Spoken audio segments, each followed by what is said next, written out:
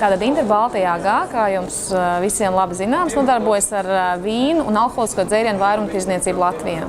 Mēs strādājam ar lielāko daļu restorānu, viesnīcu, kafejnīcu, ar lielveikaliem, ar specializētiem vīnu veikaliem. Es gribētu ticēt, ka mūsu vīni atšķirās ar augstu profesionalitāti.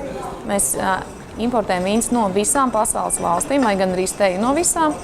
Un ik viens vīna gardēģis mūsu klāstā atrastu kādu odziņu tieši sev. Mēs kā lielākā daļa vairumtirgotāji piedāvājam arī citas dzērienus, kā piemēram konjaku, labu šampanieti, viskiju, grapu, kalvadosu, armaņaku, madeiru, šeriju.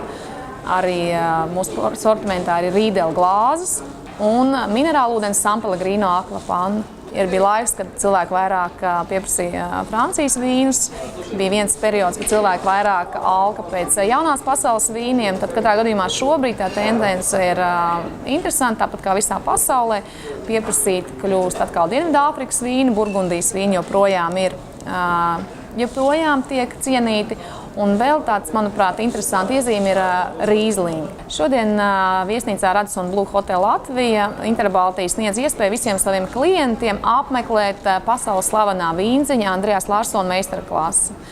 Ik viens spēj pārvērtēt vai novērtēt vīna un ūdens sadarību, jo līdz šim Latvijā šim jautājumam netika pievērsta itin nekāda uzmanība.